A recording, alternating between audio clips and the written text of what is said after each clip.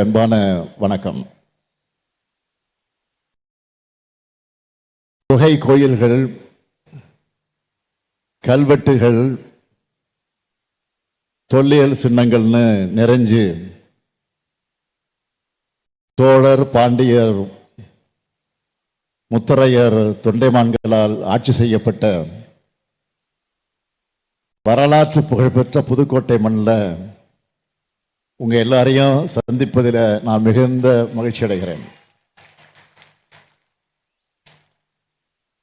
தமிழ்நாட்டின் அரசியல் வரலாற்றில் மொழி போர் பெரும் முக்கியத்துவம் கொண்டது. அந்த மொழி போர்ல உயிரை தந்து தமிழ்காத்த இரண்டு தியாகிகள் இந்த புதுக்கோட்டை மாவட்டத்தை சார்ந்தவங்க. விராலிமலை சண்முகம், கீரனூர் முத்து. இந்த ரெண்டு பேரையும் மறக்க முடியுமா? இந்திய நிறுத்துங்கள் என்று அன்றைய முதலமைச்சர் பக்தவச்சலம் அவர்களுக்கும் தமிழ் வளர்ச்சிக்கு பாடுபடுங்கள்னு பேரறிஞர் அண்ணாவுக்கும் கடிதம் எழுதி அனுப்பிவிட்டு உயிர் நீத்தார் கீரனூர் முத்து அவர்கள். நம் உயிரோடு கலந்து நம்ம ஏக்கிக் கொண்டிருக்கக்கூடிய நம் தாய்மொழியான தமிழ் மொழியை காக்க நஞ்சுண்டு இறந்தார் விராலிமலை சண்முகம் அவர்கள். அந்த தியாக செயலர்களின் நினைவை போற்றும் விதமாக 1967 கீரனூர் முத்து சீரணி அரங்கமும், திருச்சி பாலக்கரையில் கட்டப்பட்ட பாலத்துக்கு 2006 கீழப்படுவ சின்னச்சாமி, விராலிமலை சண்முகம் ஆகியோர் நினைவா சின்னச்சாமி சண்முகம் பாலம்னு பெயர் வச்சார் நம்முடைய முத்தமிழறிஞர் கலைஞர் அவர்கள்.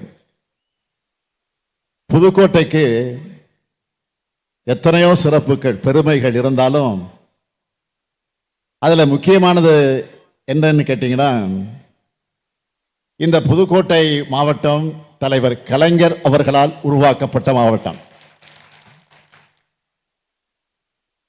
1974 ஜனவரி 1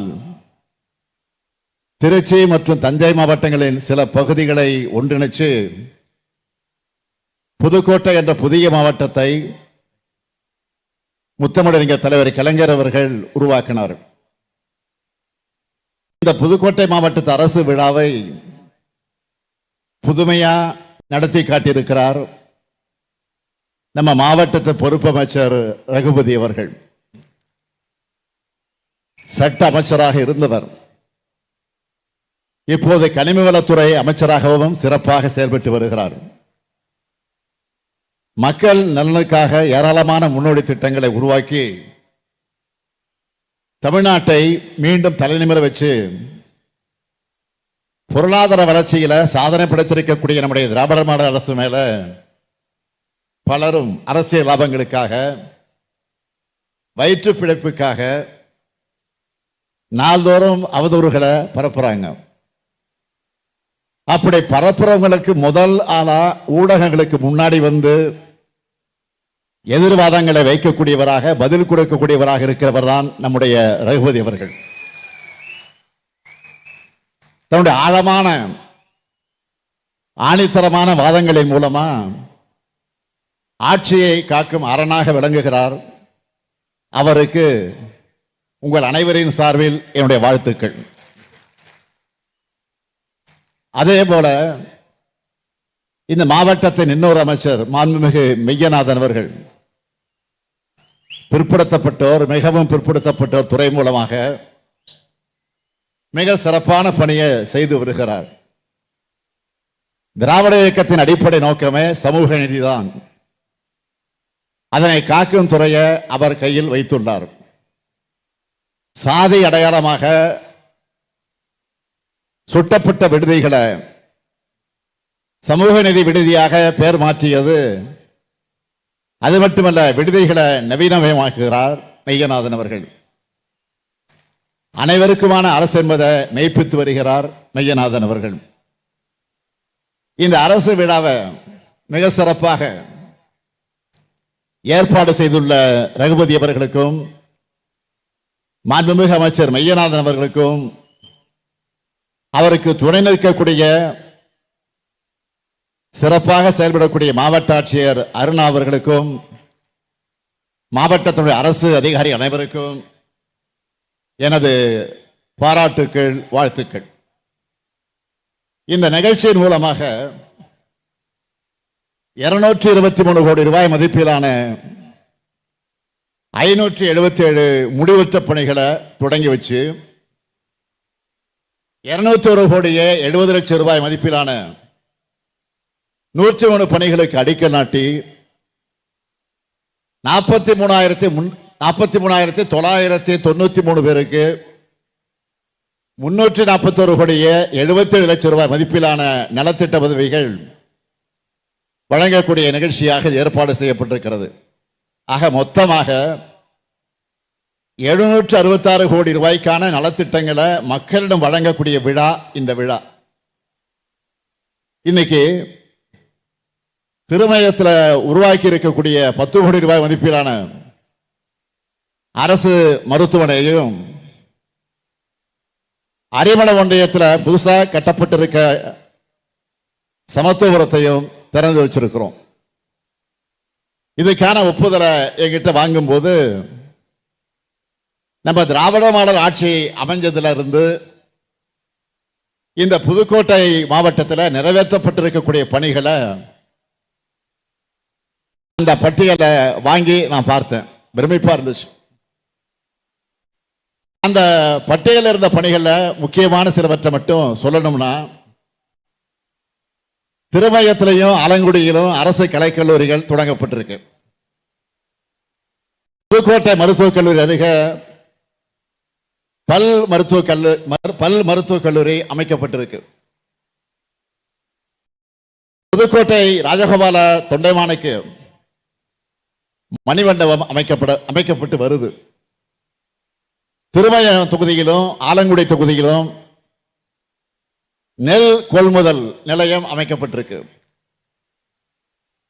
புதுக்கோட்டை அண்ணா சிலையிலிருந்து அறந்தாங்கி செல்லும் சாலையில கீரனூர் வர 40 கோடி ரூபாய் மதிப்பீட்டில் சாலைகள் மேம்படுத்தப்பட்டிருக்கு. 344 அரசு பள்ளிகளில் ஆய்வகங்கள் அமைக்கப்பட்டிருக்கு. 33 திருக்கோயில் பணிகள் செய்யப்பட்டிருக்கு. இப்படி ஏராளமான திட்டங்களை வரிசையா சொல்லிக்கிட்டே இருக்கலாம். இத்தனை திட்டங்கள் செஞ்சிருக்கோம்னு திருப்தி அடைகிறவன் இல்லை. நான் இன்னும் செய்யணும், ஊக்கம் கொண்டு உழைக்கிறவன் இங்க வந்துட்டு உங்களை சந்திச்சுட்டு புது அறிவிப்புகளை வெளியிடாம இருப்பானா? அப்படியே வெளியிடாம போனா இங்க விட்டுருவீங்களா? நம்முடைய அமைச்சர்களாக என்ன விடுவாங்களா? விட மாட்டாங்க. இந்த நேரத்தில் புதுக்கோட்டை மாவட்டத்திற்கு 6 புதிய அறிவிப்புகளை நான் வெளியிட போறேன்.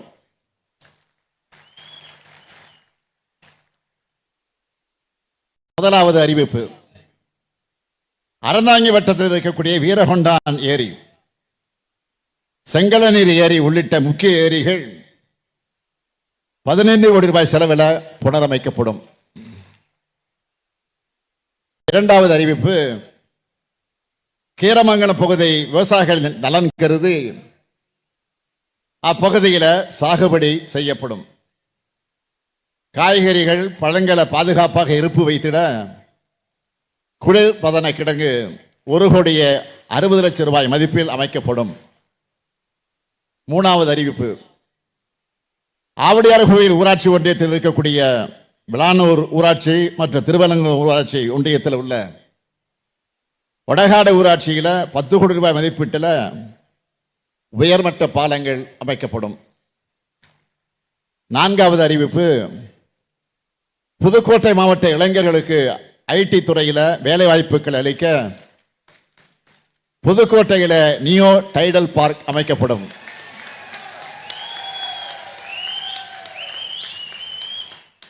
அடுத்து 2 அறிவிப்பும் கொஞ்சம் ஸ்பெஷல் அறிவிப்பு. ஐந்தாவது அறிவிப்பு, கந்தர்வக்கோட்டை பகுதி பொதுமக்களின் நீண்ட நாள் கோரிக்கை ஏற்று கந்தர்வக்கோட்டை பேரூராட்சி நகராட்சியாக தரம் உயர்த்தப்படும்.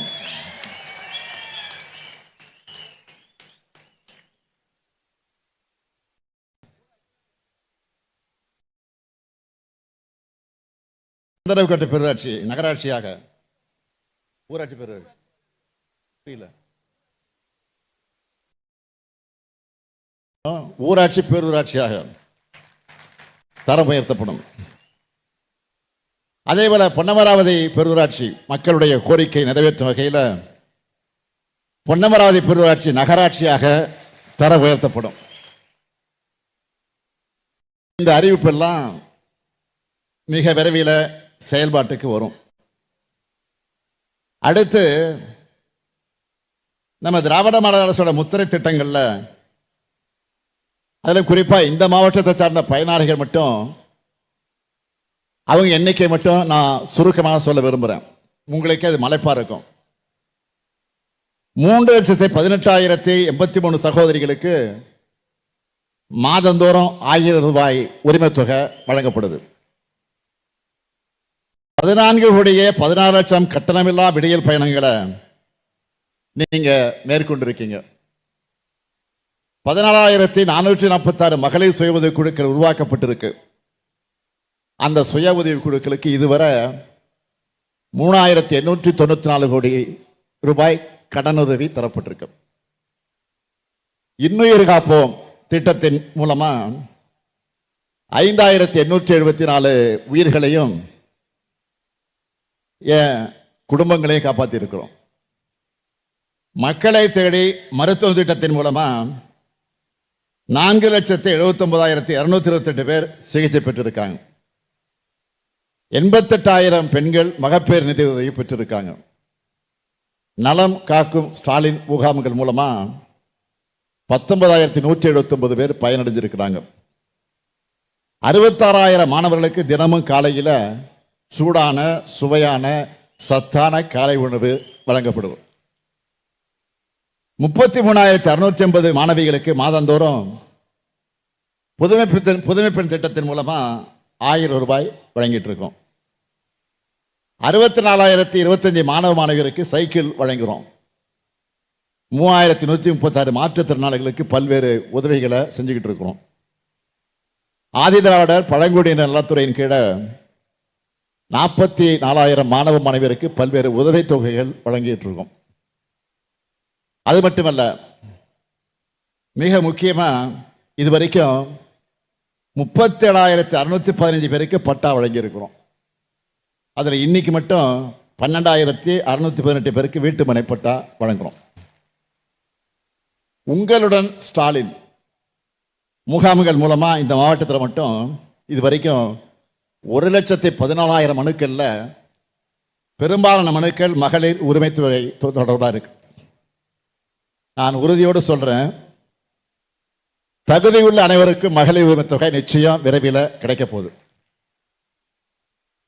மகளிருக்கு உரிமை தொகை தரப்படும் தேர்தல் அறிக்கை சொன்னப்போ அப்படியெல்லாம் தர முடியாதுன்னு யாரு சொன்னா?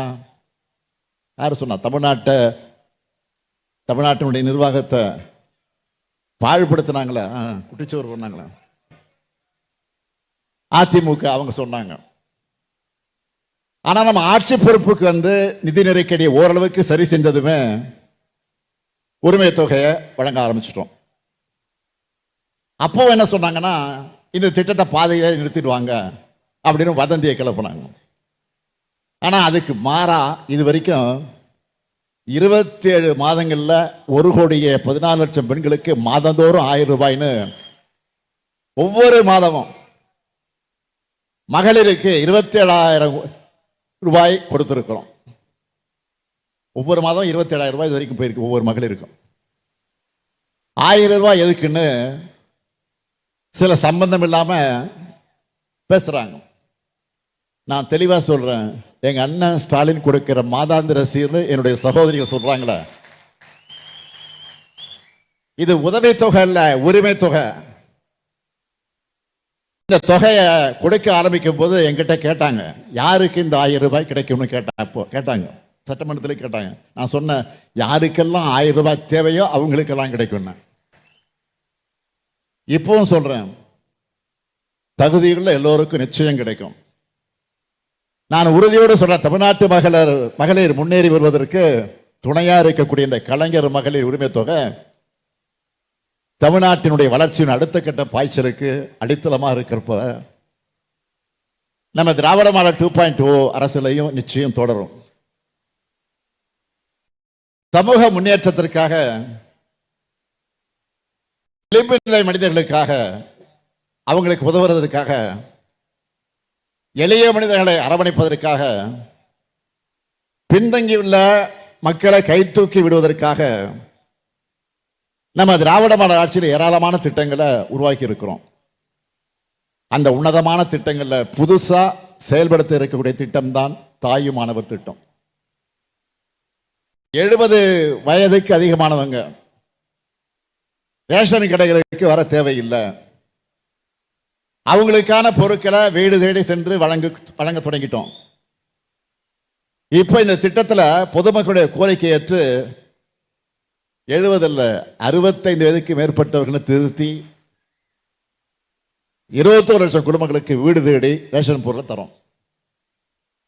சில மாதம் அதுக்கு முன்னாடி காலை உணவு திட்டத்தை தமிழ்நாட்டில் உள்ள எல்லா அரசு உதவி பெறக்கூடிய மாணவர்களுக்கு விரிவுபடுத்தணும். அந்த விழாவில் மாண்புமிகு பஞ்சாப் மாநிலத்தினுடைய முதலமைச்சர் வந்து கலந்துக்கிட்டார். அடுத்து கல்வியில் சிறந்த தமிழ்நாடு நிகழ்ச்சி மூலமா புதுமை பெண் தமிழ் புதல்வன் விரிவாக்க திட்டத்தை தெலுங்கானா முதல்வர் வந்து கலந்து கொண்டு சிறப்பிச்சார். சில வாரம் முன்ன தென்காசிக்கு போயிருந்தேன். அப்பதான் கலைஞர் கனவில திட்டத்தோட 1 லட்சமாவது பயனாளிக்கு வீட்டை கொடுத்து மேலும் 1 லட்சம் வீடுகள் கட்டிக்கிட்டு வரோம் அப்படின்னு சொன்னேன். இப்போ அடுத்து அன்பு கரங்கள் திட்டம். அது என்ன? பெற்றோர்கள் இல்லாத குழந்தைகளின் 18 வயது வரையிலான பள்ளி படிப்பு முடியும் வர மாதம் 2000 ரூபாய் உதவித்தொகை வழங்கப்பட்டு வருது. அதனுடைய இன்னொரு தொடர்ச்சியாகத்தான் அடுத்த நிகழ்ச்சி அன்பு சோலை திட்டத்தை இன்று நான் தொடங்கி வச்சிருக்கிறேன். மார்ச் மாதம் பட்ஜெட்ல சொன்னோம், வேலைக்கு போற பலருடைய வீடுகளில் முதியோர்கள் தனிமையில் இருக்காங்க. அவங்களுடைய தனிமையை போக்கி நட்பு வட்டத்தை உருவாக்கி மனமும் உடலும் சுறுசுறுப்பா இருப்பதை இந்த மையங்கள் உறுதி செய்யணும்னு சொன்னோம். அதுக்காக 25 மையங்களை தமிழ்நாடு முழுக்க முதற்கட்டமா இன்று தொடங்குகிறோம். அவங்களுக்கு சிற்றுண்டி, மதிய உணவு, பிசியோதெரபி பயிற்சி, தொலைக்காட்சி, இன்டோர் கேம்ஸ் உள்ளிட்ட பொழுதுபோக்குகள், கைவினை பயிற்சிகள்னு தேவையான எல்லாமே அன்புச்சோலை மையத்தில் கிடைப்பது போல இந்த திட்டத்தை வடிவமைச்சிருக்கோம். இதனால வீட்டில் இருக்கக்கூடிய பெரியவங்களா அந்த பெரியவங்களை தனியாக விட்டுட்டு வேலைக்கு போறவங்களுக்கும் டென்ஷன் இல்லை, முதியோர்களை மகிழ்ச்சியா பாதுகாப்பா இருப்பாங்க. இப்படி எந்த ஊருக்கு போனாலும் ஒரு புது திட்டம் தொடக்கம், திட்டங்களின் விரிவாக்கம். இப்படி நாம் செயல்படுற காரணத்தினால எதிரிகளுக்கெல்லாம் கிளி பிடிச்சிருக்கிறாங்க. அதுவும் வாக்கு வங்கி தேர்தல்னு எதை பற்றியும் கவலைப்படாம எல்லா தரப்பினருமான திட்டங்களாக நாம் செயல்படுத்திட்டு இருக்கிறோம். இப்படி நம்ம திராவிட மாடல் செயல்படுத்த திட்டங்கள் பிற மாநிலங்களுக்கு மாடலா அமைஞ்சிருக்கு. தெலுங்கானா, பஞ்சாப்ல நம்ம முதலமைச்சர் காலை உணவு திட்டத்தை தொடங்க போறதா அறிவிச்சுட்டாங்க. இந்தியா தாண்டி கனடாவில் இப்போ இது செயல்படுத்தப்படுது. இதுதான் நம்ம மாடலுக்கு கிடைச்சிருக்கக்கூடிய வெற்றி. மட்டுமா இலவசங்களை கொடுத்து மக்களை சோம்பேறியாக்குறோம்னு குற்றச்சாட்டை வச்சது யாரு? பாஜக. அந்த பாஜகவே அவங்க ஆளுகிற மகாராஷ்டிரா, மத்திய பிரதேசத்தில் இந்த திட்டத்தை செயல்படுத்துறாங்க. அதேபோல நம்ம விடியல் பயண திட்டமும் எல்லா மாநிலங்களும் வரிசையா தேர்தல் வாழ்க்கை ஒரு இடம் பெற்றுக்கிட்டு வருது. அப்படி சொன்ன கட்சிகள்லாம் வெற்றியும் பெற்றிருக்காங்க. இப்போ உலக நாடுகள் பின்பற்றுது. நியூயார்க் மாநகர மேயர் தேர்தலில் கட்டணமில்லா பேருந்து வாக்குறுதி கொடுத்து சோர்தான் மம்தானி அங்க ஜெயிச்சிருக்கிறார். அவர் ஏழை எளிய மக்கள் பக்கம் நின்று இந்த வாக்குறுதி தந்ததும் பெரும் பணக்காரர் பக்கம் நின்ன அதிபர் டிரம்ப் நியூயார்க் மாநகரத்துக்கான நிதியை நிறுத்திவிட மிரட்டி பார்த்தார். ஆனா அந்த மிரட்டல் அதற்றெல்லாம் மீறி மாம்தானி தான் அங்கே வெற்றி பெற்றிருக்கிறார். எதுக்காக சொல்றேன்னா, அதுக்காக சொல்றேன், உங்களுக்கே புரிஞ்சிருக்கும். எல்லாருக்கும் எல்லாம் இயங்குகிறது தான் திராவிட மாடல். எல்லாருக்கும் எல்லாம் கிடைக்க உழைக்கிறதும் பாடுபடுறதும் எளிதானதல்ல. அதனால்தான் கவனத்தோடு தொலைநோக்கு சிந்தனையோடு நாங்கள் செயல்பட்டுக்கிட்டு இருக்கோம். ஆனா சிலர் இது போன்ற திட்டங்களை மதிக்காம அரசியல் உள்நோக்கத்தோடு ஆட்சியை குறை சொல்லி பேசிக்கிட்டு இருக்காங்க. எதிர்கட்சினா எல்லாத்தையும் எதிர்க்கணும்னு இல்லை. ஆனா இன்றைய எதிர்கட்சிகள் மக்கள் நலத்திட்டங்களையும் பயன்பெறக்கூடிய மக்களையும் கொச்சைப்படுத்தி பேசுறாங்க. என்ன செய்யறது? அவங்களுடைய குணம் அப்படி. அவங்களுக்கு தெரிஞ்ச பண்பாடு அவ்வளவுதான். என்னை பொறுத்த வரைக்கும் போற்றுவார் போற்றட்டும், புழுதி வாரி தூற்றுவார் தூற்றட்டும், நம் பணி மக்கள் பணி. அதை நாம் பார்ப்போம்னு செயல்பட்டு வரேன். எதிர்கட்சிகள் என்ன பொய் சொன்னாலும், பொறாமையில மக்கள் நல திட்டங்கள் தேவையில்லை, 1000 ரூபாய் வேணாம்னு சொல்லி கொச்சைப்படுத்தினாலும் மக்கள் அவங்கள மதிக்கிறது இல்லை. தொலைக்காட்சியிலையும் சமூக வலைத்தளங்களையும் பேட்டியளிக்கிற மக்கள் பலரும் நம்மளோட ஒவ்வொரு திட்டத்தை ஆதரித்து பேசுறாங்க. ஏன், இங்க எனக்கு முன்னர் ஒரு தம்பி பேசினாரு. ஒரே குடும்பத்தில் எத்தனை திட்டங்கள்ல பலன் பெறுறோம் தெளிவா சொன்னாரு, ஆதாரத்தோடு சொன்னாரு. இதுதான் எதிர்கட்சிகளின் இந்த பொய்களுக்கான அந்த தம்பியினுடைய பதிலடி. நம்மோட திட்டங்கள் எந்த அளவுக்கு பயனுள்ளதா இருக்குன்னு நீங்க சொல்லி கேட்கிறப்போ எனக்கு அளவில்லா மகிழ்ச்சி ஏற்படுது. மக்களாகிய நீங்க தான் திராவிட மாடல் தூதுவர்களாக செயல்படுறீங்க. திராவிட முன்னேற்ற கழக அரசு, மக்களான நீங்களும் தமிழ்நாட்டோட முன்னேற்றம் என்ற ஒரே சிந்தனையில ஒரே வேவ் லென்த்ல இருக்கும். அதனாலதான் திராவிட மாடல் 2.0 கன்ஃபார்ம் ஆயிடுச்சுன்னு நான் எங்கே போனாலும் நம்பிக்கையா சொல்றேன். தேர்தல் நெருங்கி வந்துடுச்சு. இப்பவே தேர்தலுக்கான பணிகள் எல்லாம் தொடங்கிடுச்சு. இந்த நேரத்தை உங்ககிட்ட நான் வைக்கிற முக்கியமான வேண்டுகோள் என்னன்னா, பொதுமக்கள் அனைவரும் தங்களுடைய வாக்குகளை உறுதி செஞ்சுக்கணும் கேட்டுக்கிறேன். நமக்குத்தான் போட போறீங்க, இந்த ஆட்சி தான் வரணும்னு போட போறீங்க, அதுல எந்த சந்தேகம் இல்லை. ஆனால் வாக்காளர் பட்டியலில் உங்கள் பெயர் இருக்கிறத நீங்க உறுதி செஞ்சுக்குங்க, அதான் முக்கியம். ஏதாவது ஒரு காரணத்தை சொல்லி உங்களுடைய வாக்குகள் நீக்கப்பட்டு விடக்கூடாது என்பதில் கவனமா இருக்கணும். இந்திய தேர்தல் ஆணையத்தோட ஒரே வேலை தேர்தலை முறையா, ஒழுங்கா, நேர்மையா, உண்மையா நடத்துறது தான். அதை கூட அவங்க பல மாநிலங்களில் செய்யல. மற்ற மாநிலங்களிலிருந்து வரக்கூடிய செய்திகளை படிக்கிறப்போ நமக்கெல்லாம் அதிர்ச்சியா இருக்கு. நீங்க எல்லாரும் செய்திகள்ல, சோசியல் மீடியாக்களை பார்த்திருப்பீங்க. ஹரியானா மாநிலத்தில் அநியாயமா நடந்திருக்கு. ஒரு மாநிலத்தில் வாக்காளராக இருக்கிறவங்க இன்னொரு மாநிலத்தில் வந்து வாக்களிச்சிருக்கிறாங்க. ஒரே ஒரு வீட்டு முகவரியில் 66 போலி வாக்காளர் இருந்திருக்கிறாங்க. ஒருத்தருடைய வீட்டு முகவரியில் 500 வாக்காளர்கள் இருந்திருக்கிறாங்க. அவங்க எல்லாரும் வேறு மாநிலத்தை சார்ந்தவங்க. முன்னாள் எம்பி ஒருவரை 2 மாநிலங்களை வாக்களிச்சு வெளிப்படையா போட்டோ போட்டிருக்கிறாரு. அந்த மாநிலத்தில் நாடாளுமன்ற தேர்தல் நடந்தப்போ வாக்களிச்ச 30 லட்சம் பேரால சட்டமன்ற தேர்தலில் வாக்களிக்க முடியல. ஆனா புதுசா 25 லட்சம் வாக்காளர்கள் அந்த மாநிலத்தில் சேர்க்கப்பட்டிருக்கிறாங்க.